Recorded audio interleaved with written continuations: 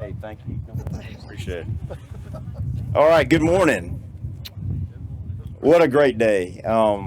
Glad the weather held out. It's beautiful. The colors. We're starting to get Christmas up. I'm Spence Flaggard, and on behalf of the Mississippi Department of Archives and History, welcome to the two museums, to your museums. We're excited today. Thank you for being here. We're excited to share with you an announcement for the park across from the two museums. It's been a dream of ours for a long time, ever since we started building these two museums, to have a green space outside the museums as you go through the museums. Folks from all over the country and really all over the world, every continent, come and they can come outside. And most great museums like this have a green space where folks can visit after they've been through the museums. Kids can play.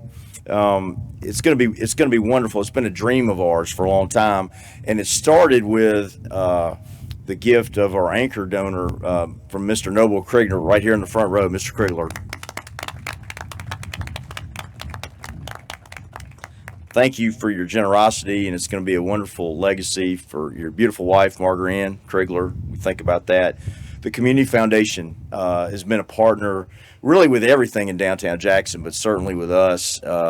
Jane and some of the board, if y'all would raise your hand. Thank y'all for being here. They pledged $1 million, and they're going to have a great walking path. We've had other community foundations step up. We've had the Junior League, we've had the Walker Foundation, and others. And today we take another big step toward making that dream a reality with some announcements today. But I see some members of the foundation, our History Foundation. If you please raise your hand, I see you out there. Thank you. Thank you all for being here. So collectively, our team has some announcements, and we're thrilled to announce several major gifts today. The Mississippi Arts Commission, a $500,000 grant. So thank you to the Arts Commission. And that's on top of, they've already made a $225,000 grant, so $725,000 collectively. So that's wonderful. And a partner we've had the whole time with the two museums. They've been with us every step of the way.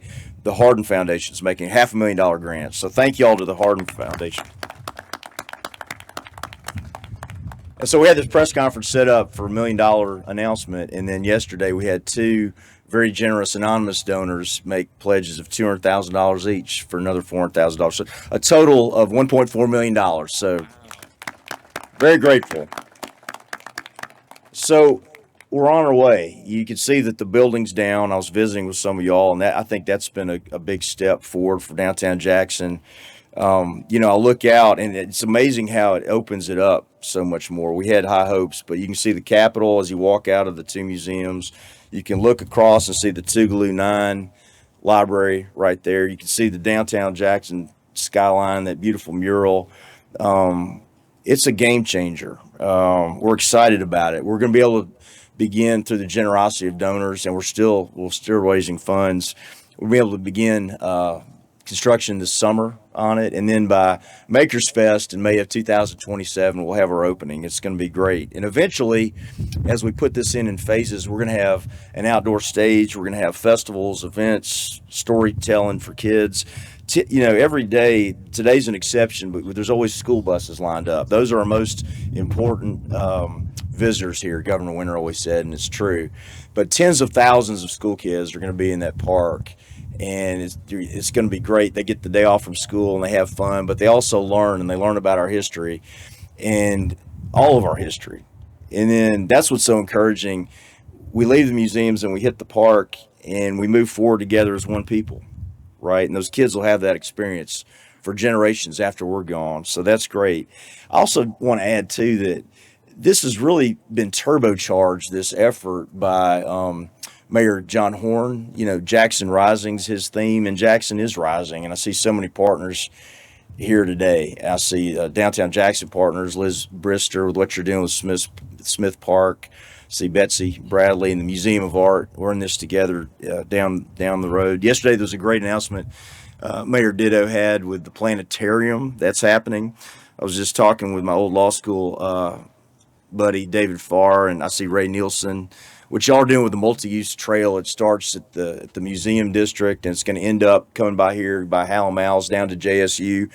We're all in this together. It all ties together, and we feed off each other, and it's making Jackson is rising. It's a wonderful story, and we're all in this for our downtown and for Jackson, and as we're the capital really for the whole state. So it's such an uplifting day today to see this, to see dreams become a reality through the generosity of so many donors and really all of us working together. And so it's a wonderful day. So with that, I'd like to turn it over to one of our major gift donors today with the Phil Hardin Foundation, and Mr. Lloyd Gray. Thank you.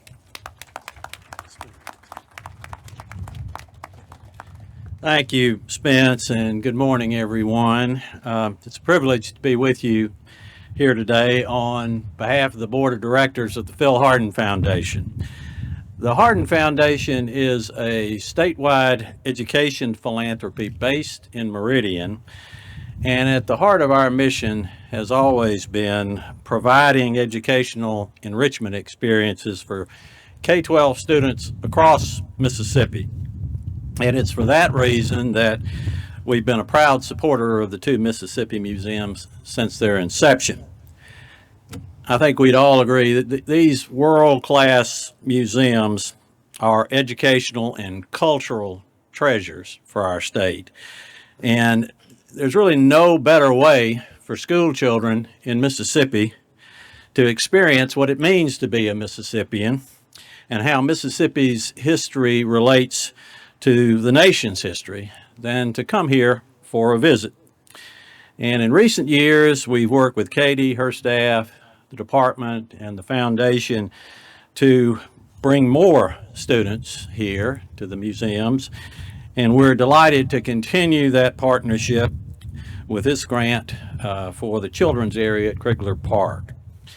It's exciting to envision all those school buses that were talked about emptying their students right here in this beautiful, what will be a beautiful setting, and it being used as an outdoor classroom for students who come here for a day trip, a summer camp, or a special event.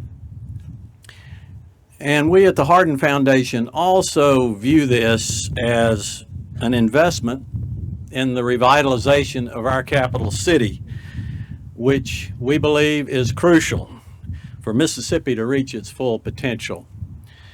Our board of directors consists entirely of Meridian residents, but they have committed to being a part of the rejuvenation of the city of Jackson because they know what that can mean for the entire state. In recent years, and especially in 2025, we have significantly increased our grant making to educational projects and programming in the city of Jackson, and we anticipate that will continue for the foreseeable future. No entity in our capital city is more important to the educational, cultural, and civic life of our state than the two Mississippi museums. And we at the Hardin Foundation are both honored and excited to be a part of their continued growth and development. Thank you very much.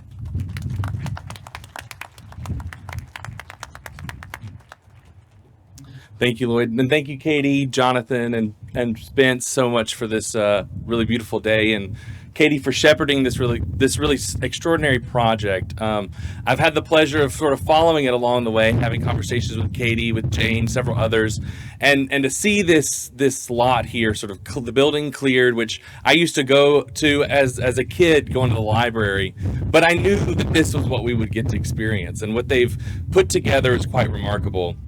This project is baked in history and in education and specifically in the arts, which is where we come in. We have the pleasure to have the Building Fund for the Arts. This is a capital fund project that the legislature very graciously grants to us each year. I think there are a couple of, I know Senator Blunt's here. If any other elected officials are here, they're the ones that I want to thank for this ability to be able to give this funding. And this project, or the grant itself, is able to fund phases. Like they said, they had a deconstruction phase and now phase one of the construction. But what I want to talk about is that how this project is specifically rooted in the arts. And it's evident as we see it here. The museum, both of the museums themselves are rooted in public art, from This Little Light of Mine installation to the very careful and thoughtful way that those exhibits are displayed and put together. But even as we sit out here, and the way that we see this mural here that Visit Jackson put in, the way that we know we're going to experience the garden, and its ability to be able to amplify the programming of the museums.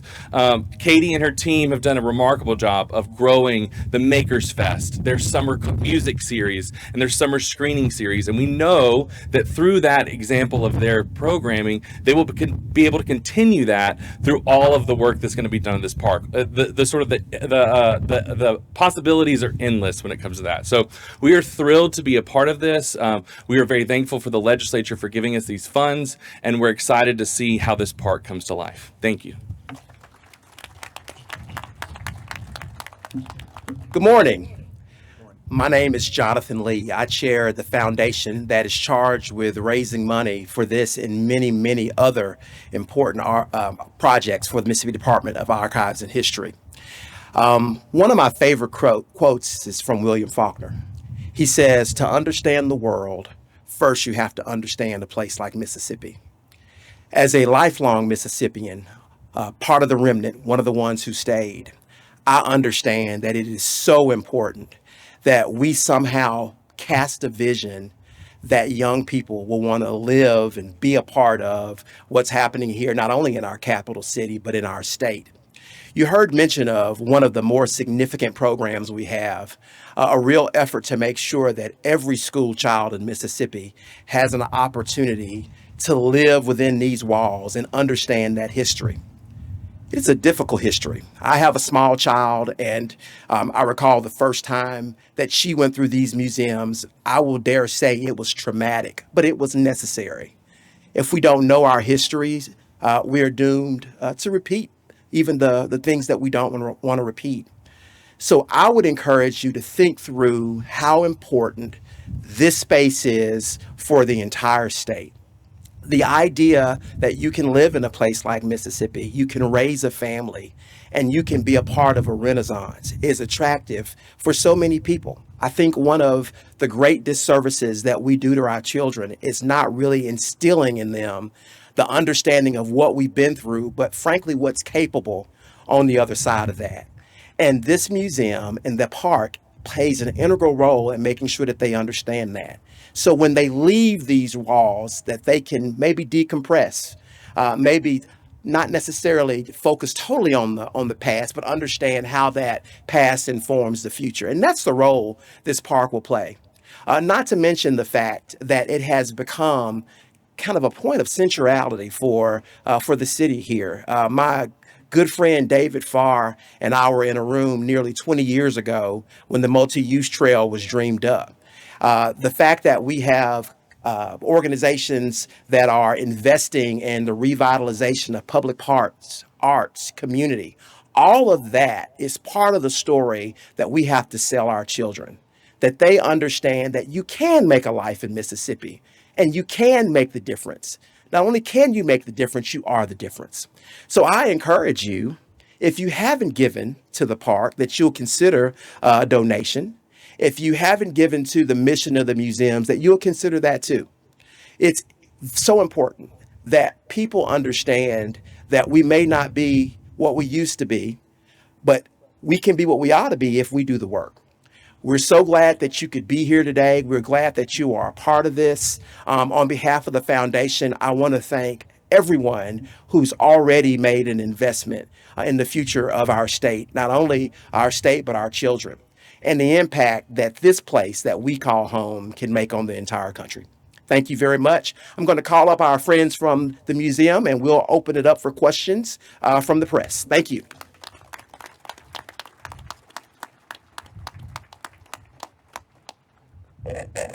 Thank you, friends. We really appreciate your support, your friendship, and your participation today. Michael? I'm Katie Blunt, Director of the department. This is Michael Morris, Director of the two museums. We'll be happy to answer any questions either in this forum or individually after. Do y'all have any questions? Yes? What phase, what phase of construction is the park at right now? It's in phase one. The first was the demolition, and this is phase one of construction, which was the site work and the creation of the park, the infrastructure, the trails, paths, and so forth. And then later phases will be the construction of the structures, the pavilion, the stage, etc. Overall, what will this mean for the revitalization of the Jackson area, particularly downtown? Well, that's a great question. This is really important. If you think about it, you know, Jackson was originally designed with parks throughout the city. And the way we think of it today, there's Smith Park in the middle, beautiful art garden anchoring that corner of downtown. And this corner needs something. And we've been inspired by the work Betsy has done at the art garden. And you can really see how it anchors that part of downtown. And now the planetarium, thank you, Kane, is there. So a park can really galvanize other improvements. And we're really excited about that. I think that was great. Yes. It's been a while since Jackson's had a downtown library branch since Garlow kicked on. Are there any plans to have a replacement branch up? We are definitely working with the Jackson-Hinds County Library System to identify a building that can house a new downtown library. That's something that's very, very important to us.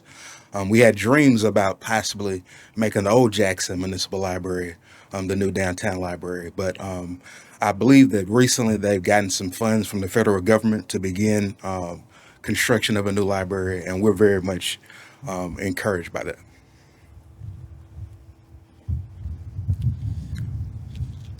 What happens from here?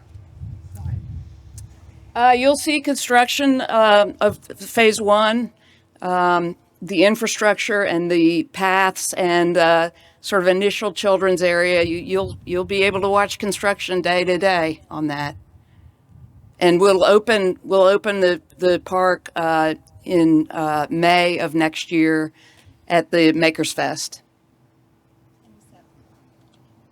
27, sorry. Thank you, Sarah.